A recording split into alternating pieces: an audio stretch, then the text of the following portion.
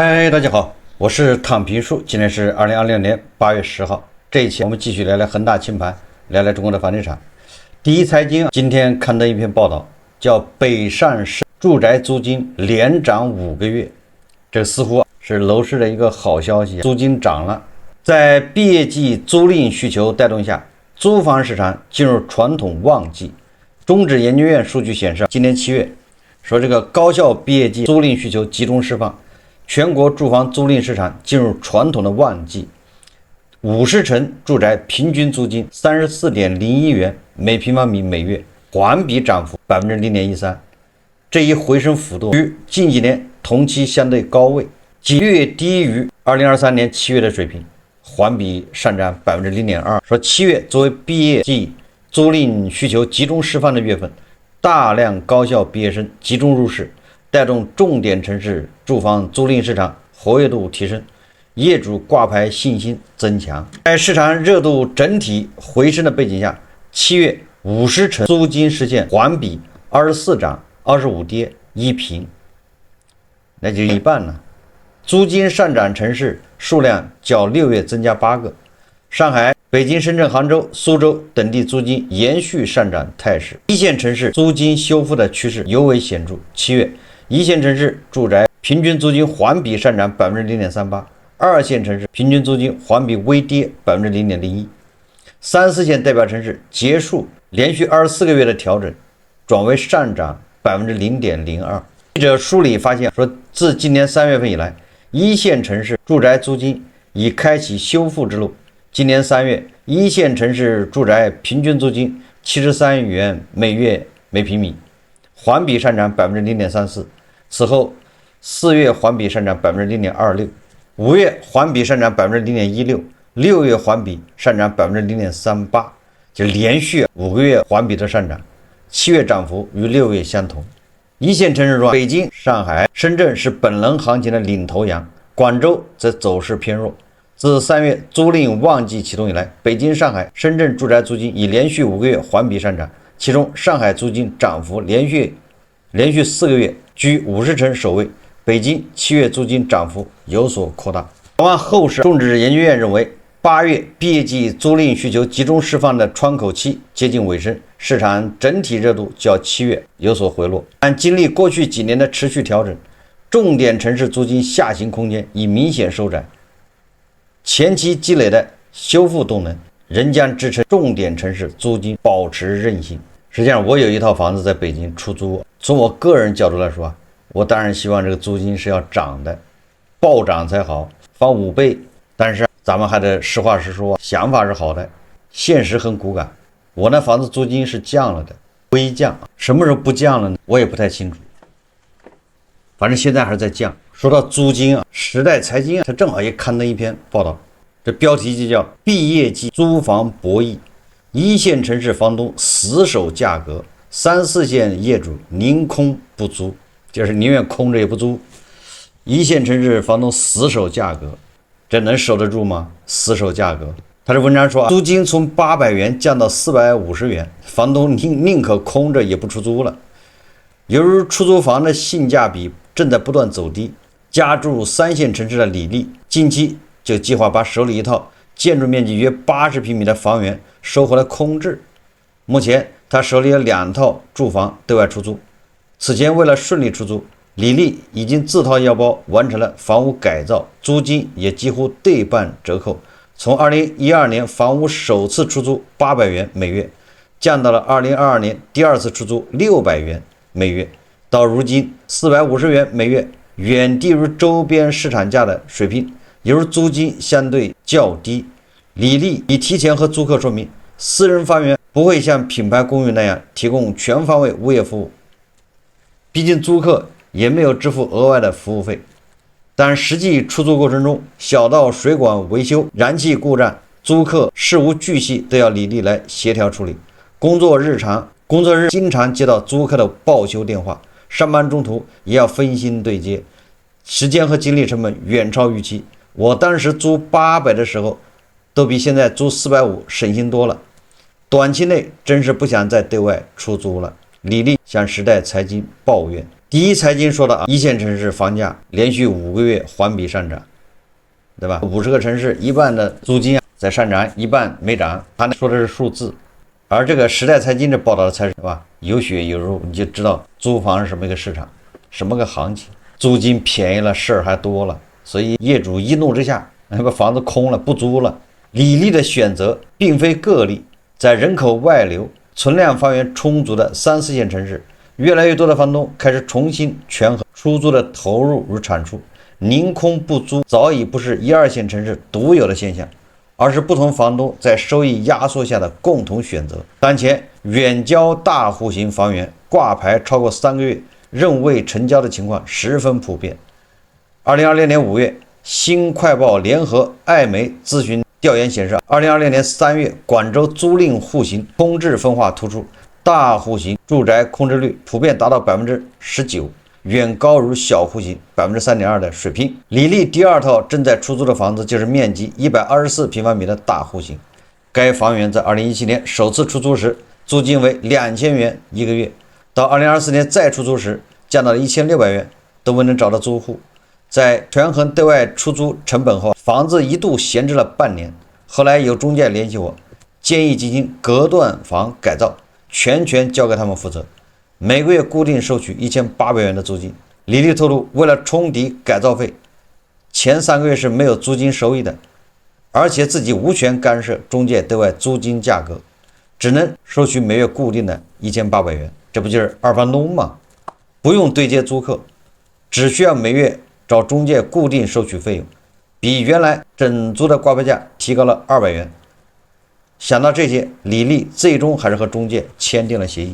那跟我一樣，我也是這麼租的啊。我的第一個是叫什麼蛋殼自己爆了，第二個是建行下面一個叫建行租賃搞不下去跑了，租房的虧呀，現在給了一個中介，就像李麗這個一樣。今年剛研究生畢業的妻子告訴時代財經，他畢業後來到上海工作，和朋友前後花了3周時間，陸續看了8、9套房子，才正式簽下租房合同。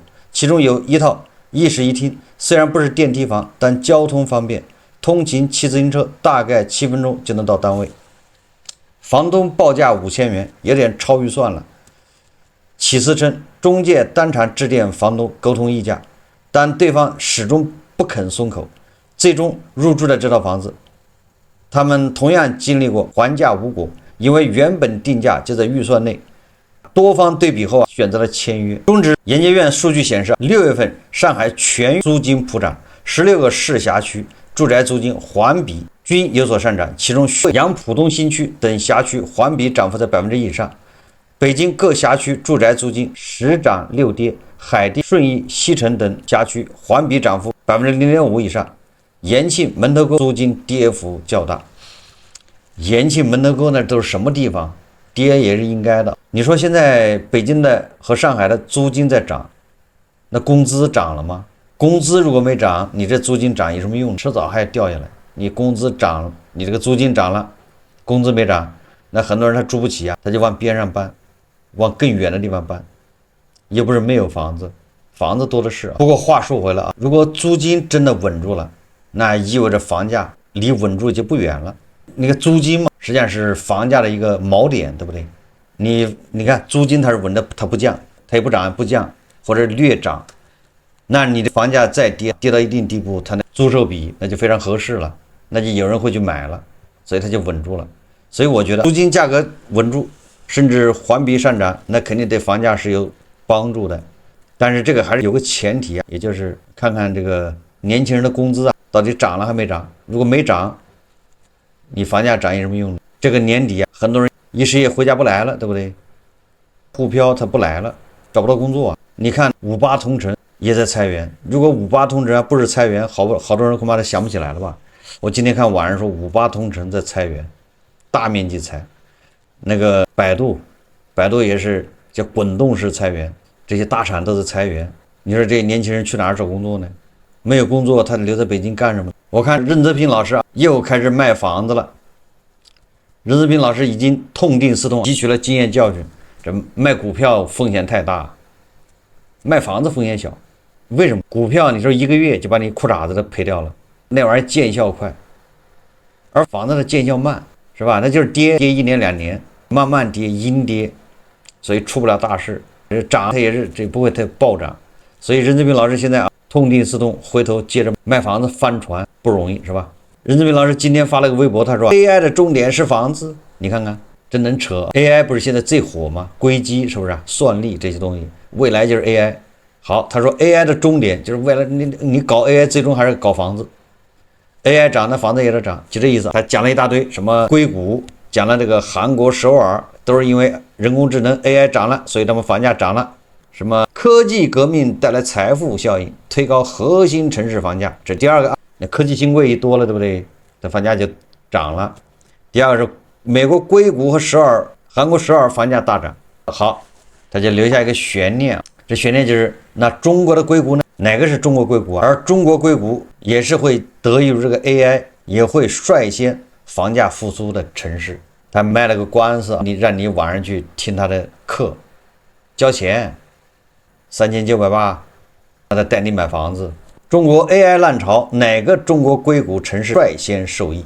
任志平老師現在是缺錢缺的叫，賣完股票賣房子。K 型發展，人工智能那條腿人少，它是沒錯有科技新貴，但是科技新貴人家買的這是什麼？買的這是30萬一平的房子，2個億一套的。你說那玩意漲跌跟牛馬韭菜有啥關係啊？除了干擾牛馬韭菜蛇那個房子，它還能起什麼作用？所以任志平老師在這兒，我也不知道是什麼意思啊。科技新貴越來越多呢，只能豪宅越賣越貴，確實是這樣。上海、杭州豪宅人家1個億一套，都是日光秒光，確實有錢，跟我們牛馬韭菜沒有任何關係。就像那個愛馬仕的包賣18萬，那賣18萬賣唄，跟我沒什麼關係。你出門拎個塑料袋子不行是嗎？你不能說愛馬仕的包漲價了，你說以後的袋子都要漲價，蛇皮袋、麻袋、塑料袋、垃圾袋都得漲價。這是第二個，他說美國硅谷、韓國首爾房價大漲。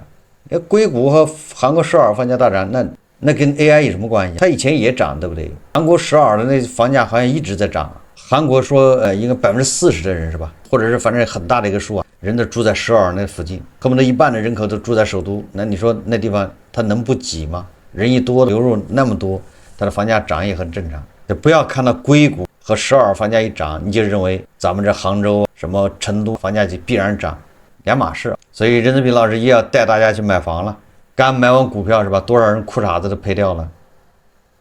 現在帶人買房，再不說什麼科技牛了啊。雖然他說他生意小多了，我就知道任志平老師在這中國硅谷，那肯定有杭州，網紅城市杭州在名單上面。正好我今天看了一個帖子，這寫的挺有意思啊，說在讀博士急售杭州市場176平房產，全新。按理來說，這應該是個科技新貴啊，博士嘛，買的是176平的房產，這是個大平層呢。猶豫了很久，最終寫下這篇筆記，真誠尋找一位有緣人。他說個人情況：91年生人，本科畢業後工作了幾年，2021年考上了碩士，後來碩轉博。現在是中國科學院大學的一名全日制文科在讀博士。2023年5月，因特殊原因購入了這套杭州工區的房子，努力為此房子還貸3年，目前已經到了走投無路的地步，急售此房子，希望能盡快處理完，還清朋友的欠款，重新開始自己的人生。也是被債務壓垮的。他說關於房子位置在杭州工區新天地附近，距離新天地地鐵站僅200米，出行十分便利。周邊有安吉路實驗小學，教育資源優質，生活配套也很完善，居住氛圍濃厚。戶型呢是176平方米，4室2廳3衛，空間寬敞通透。無論是改善型居住還是家庭自住都非常合適。房子是精裝修，這套房子是小區的樓王位置，當初購入價888.27萬元，首付30%，貸款621萬元，夠狠了。23年買的，當初估計也是，對吧？叫買到就是賺到。23年買房，截至目前，銀行累計已還本息合計98.7萬元，其中有45萬元是向朋友借的。這也是我急於賣房還款的重要原因，也就是他現金流斷了，他沒錢還按揭，只好跟朋友借錢還按揭。你說這叫什麼？他為什麼當初買房？他說，此外收房時還花費了15.8萬元，包含契稅、物業維修基金等相關費用，同樣為借款，也就是他借了60多萬。這些成本我都如實告知，不隱瞞，不誇大。目前房子的掛牌售價888萬元，和當初的購入價持平，沒有加價，只為能盡快賣出。你這想的多了點啊！2023年5月份888萬買的，他現在還想賣888萬。你把後面的那2個8去掉，看看有沒有人看。他說沒有加價，只為能盡快賣出。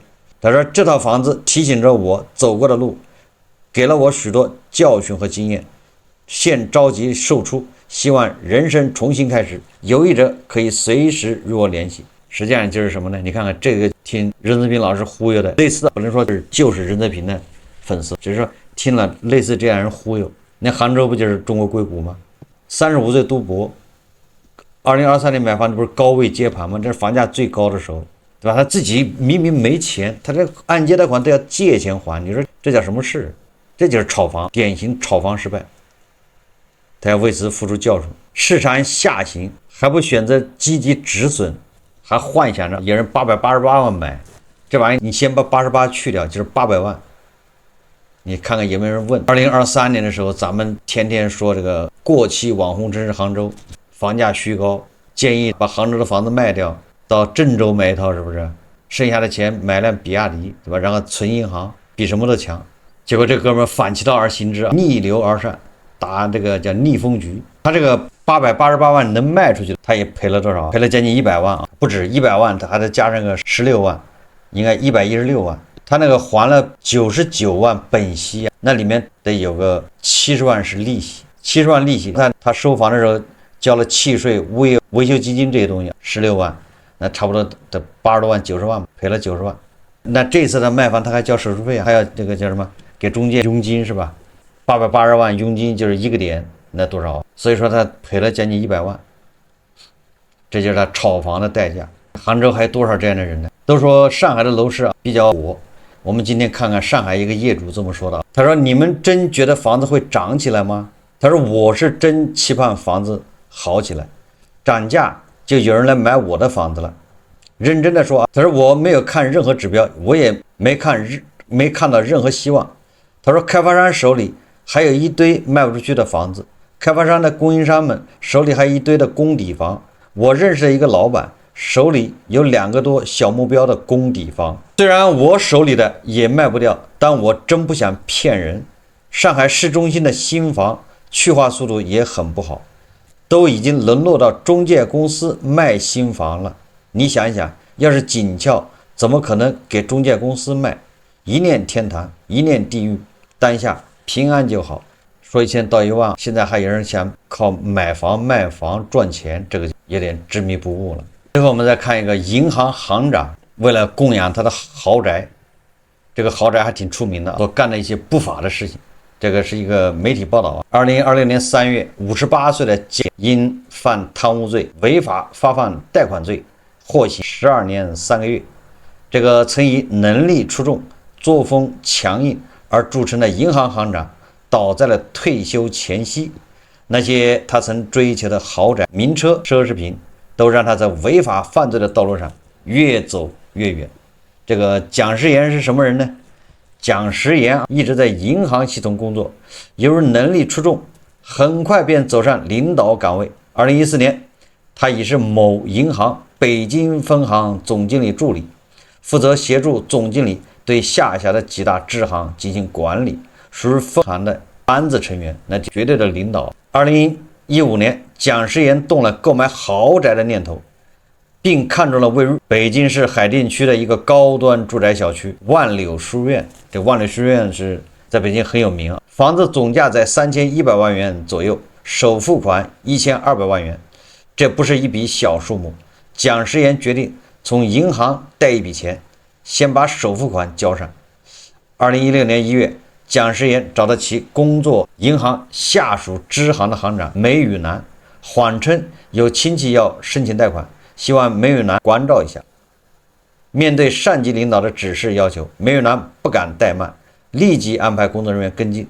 而蔣世炎之所以要特意打招呼，是因为這筆貸款有明顯問題。有好多人就說了，你這怎麼按揭貸款還有什麼問題？買房子對不對？首付大家也記住了，2016年的那時候按揭貸款不太好貸，不像現在的，現在你去按揭貸款人家求着你，那時候不是的，按揭貸款還不太好貸，審的還比較嚴。為什麼？就是那時候不是炒房子的多嗎？因為這筆貸款有明顯問題。首先，貸款人證明材料作假，蔣世炎和妻子都在銀行系統工作，根據銀行規定，以他和妻子名義申請貸款無法審批通過，於是蔣世炎決定以女兒蔣美美名義申請，而且女兒名下有一套北京房產可以用作抵押，但彼時蔣美美還是一名在校大學生，根本不具備申請個人經營性貸款的資格。為成功申請貸款，蔣世炎找人給蔣美美制作了虛假的收入證明、貸款用途等材料。其次，貸款用途不符合規定，蔣美美申請的是個人經營性貸款，按照規定，借款人應用於公司經營，但其申請材料中卻寫該筆貸款用於購買房屋，那是那個時候恐怕標準做法，大家都是貸款說是用於經營，實際上都是去炒房子。這個行長也不例外，縱使該筆貸款有着明顯的瑕疵，沒有難，還是申請通過了，且是快速通過。一般來說，客戶從申請貸款到銀行放款需要近1個月，而蔣世炎這筆貸款僅用了6天。最終，蔣世炎以女兒的名義成功貸款600萬元，這600萬元均用作購買萬柳書院住房的首付款。1個多月後，蔣世炎一次性還清了該筆貸款和利息。事實上，這並非蔣世炎第一次違規操作申請個人貸款。2013年，他也為了周轉資金買房，借用他人名義，指使某銀行利益支行工作人員提供虛假貸款申請材料，並成功從該銀行支出申請個人貸款300萬元。幾十天後，他通過提前還款的方式將這筆貸款還清。你看，銀行所有的規定，金融系統所有的規定，在他面前形同虛設。說儘管這2筆貸款事後被全額還清，未對相關銀行造成實際經濟損失，但蔣世炎明知不符合條件，仍指使下屬弄虛作假、違規簽批，其行為已破壞國家金融管理秩序，達到了違法發放貸款罪的追訴標準。2016年7月，蔣世炎從北京調任新疆工作，擔任某銀行烏魯木齊分行黨委書記、行長，是妥妥的一把手。到任後不到半年，蔣世炎便開始利用職務便利違規報銷發票。起初，蔣世炎會將一些購物發票交給底下的工作人員，讓他們將報銷出來的錢交給他。發票金額少則500-600元，多則3-5萬元。發票內容一般是餐費或辦公用品費用。蔣世炎稱這都是營銷支出。你看看，所以說這些央企、國企、銀行，這你知道他錢去哪兒了嗎？錢不就這麼出去了嗎？大頭的錢是吧？就這麼花掉了。工作人員不是沒有懷疑過，雖然銀行規定可以報銷營銷支出，但蔣世炎是銀行的一把手，辦公用品根本不需要他親自採買，而且他拿來的發票不僅類型相近，甚至有連號的情況，很可能是在外面找的發票。雖然懷疑，但工作人員並不敢質疑。與蔣世炎共事過的多人都表示，蔣世炎為人強勢霸道。他曾公開說過，能幹就幹，不能幹就換人。據與其共事過的工作人員說，蔣世炎經常把不聽話的人換走，讓他們靠邊站。因此，明知蔣世炎給的發票有問題，工作人員也不敢不報銷。慢慢的，蔣世炎的膽子越來越大，他甚至把購買奢侈品的發票也拿到單位報銷。據一位工作人員回憶，蔣世炎曾給過他一些發票讓其報銷，這些發票有從北京購買奢侈品的，還有在新疆買玉器、酒水的。按照規定，這些發票都不能報銷，但蔣世炎說他已經和下屬支行打過招呼了，直接找相關工作人員報銷就行。其實下屬支行也無法報銷此類發票，但迫於領導壓力，下屬支行不得不找一些合規的能入賬的發票來抵。你看看，這都是蛀蟲是吧？這大頭的錢就這麼倒出去的。待發票報銷成功後，工作人員再以現金或轉賬的方式給蔣世炎。但支行的營銷支出是有一定額度限制的，為了順利報銷，蔣世炎還會利用權力給相關支行臨時增加報銷額度，只為用這個額度報銷自己的消費發票。你看看，對吧？權力變現。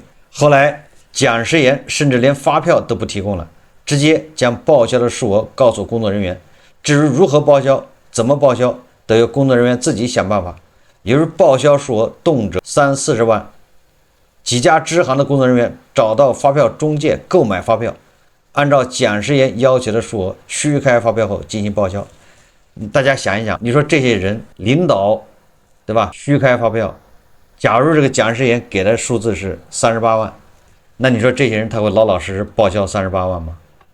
他們一定會報銷76萬，他們自己還得賺一點呢。不知道大家能不能理解啊？所以说，那你說这玩意，這漏洞得多大？這大頭的錢就這麼出去的？這種直接拿發票報銷套取資金的方式，並沒有持續很久。2017年下半年，當地稅務部門發現某銀行烏魯木齊分行有一些發票違反稅務規定，要對其進行處罰。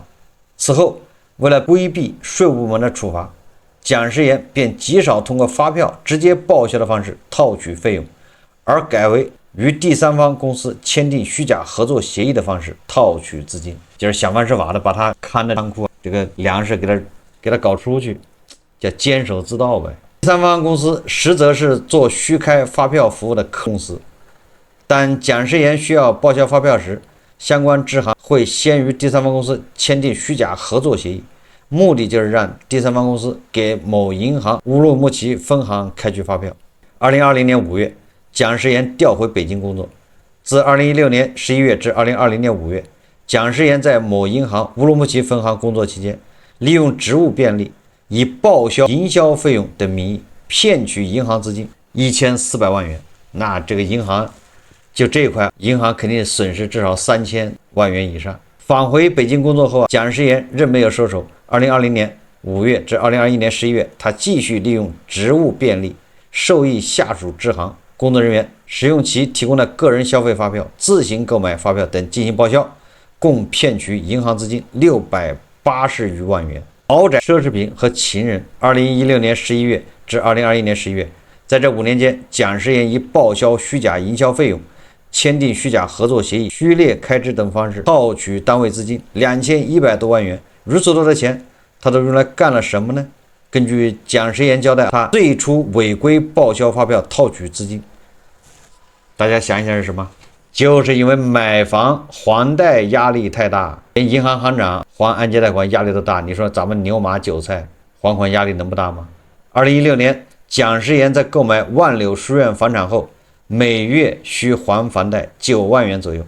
蔣世炎年薪100萬元，且那幾年靠買房賣房也積累了一定資產，按理來說每月9萬元左右的房貸對他來說壓力不太大。但蔣世炎一家人消費水平都不低，他每月信用卡支出在30万至50萬元不等，均用於其自己以及其妻子個人消費。你看，真是挥金如土啊！一個月就要花50萬，再加上每月約9萬元的房貸，他逐漸感覺有些吃不消了。你說他收入能有多少？一個月就至少花50萬，房貸加上一個銀行行長工資能有多少？正規的金融企業這上面都有規定，工資多少，你不能超過多少，对不对？那個工行董事長好像也在99萬一年，你可以看那個上市公司的，他那有披露他的薪酬。你說這不知道什麼個銀行，他還是分行的，居然這麼揮霍。所以說牛馬呀，吃苦也是應該的，有人替你揮霍。不僅如此，蔣世炎還喜歡購買奢侈品。落馬後，蔣世炎曾懺悔說自己貪心太重，私欲過甚，不切實際地追求高品質生活。2024年8月，因涉嫌職務犯罪，蔣世炎被北京市朝陽區監察委員會留置。同年10月，該案被移送至朝陽區檢察院審查起訴。據了解，該案件的宗卷多達500餘本，移送檢察院時，整整拉了3車。由於案件時間跨度長，涉案金融崗位多，資金流轉隱藏隱蔽複雜，所以關於其貪污數額的認定不容易。2025年1月，朝陽區檢察院以蔣時岩涉嫌貪污罪、違法發放貸款罪向法院提起公訴，蔣時岩自願認罪認罰，在法院審判階段已退繳全部違法所得2000餘萬元。2020年3月，朝陽區法院以貪污罪、違法發放貸款罪判處被告人蔣時岩有期徒刑12年3個月，並處罰金205萬元。你看啊，這就是一個行長，供房子都壓力大，按揭貸款壓力都大，走上貪污犯罪的道路。這是第一個，所以我們牛馬，你能輕易的背上這30年的貸款嗎？第二個，我感覺這行長真是一個老實人。你相比較而言，他只是在發票上賺點錢，那不是小錢嗎？你說你隨便搞個工程是吧？對外一放10幾個億、20個億，人家把那20億整到海外去了是吧？带他分個10個億或者幾個億的，不就完了嗎？最後搞個壞賬，老婆孩子移民，對不對？自己在這兒一個人，到時候犯了事，一個人坐牢，一個人扛，幸福全家。關鍵好多人還沒發現，對不對？發現的不都是倒霉蛋嗎？所以你這麼一看，這行長真的是個蠢賊，是不是？通過發票，那这搞了這麼多年，才搞2000萬，就感覺挺廉洁的，是不是？你說一個行長每年打他手上過的貸款多少啊？拿1個點，對不對？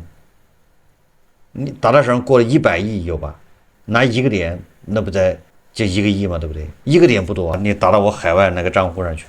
你說你明明可以靠這個吃飯的，他偏要靠發票，讓稅務局還查住了，你說這叫什麼事？所以我感覺這哥們兒是個清官。你看這個案卷的都拉了3車，居然沒找到他在業務上面違法亂紀是吧？貪污，在就是發票上面，這不是個清官嗎？這哥們兒有原則，別的錢堅決不動啊，就是發票報銷的錢，他認為這是小節，是無所謂，是吧？那所以說這個行長他一定認為這個不要緊的。你看大家都這麼整，我那非逮我是嗎？不都這麼整嗎？对吧？這是小節，這不算問題，頂多說這算是什麼鋪張浪費或者什麼的。我這個業務上面咱可是沒毛病的，沒要過1分錢，他說不定還自己覺得自己挺厲害。所以你要這麼一想，不就細思恐極嗎？所以蔣時岩呢，估計他嘴上說啊認罪伏罰，實際上進了監獄之後，他覺得自己命不好，別人都沒事的吧，就我這倒霉，也不知道得罪誰了。好，這期節目我們就聊到這裡，感謝大家收看。如果喜歡我的節目，歡迎訂閱、點讚、評論，謝謝大家。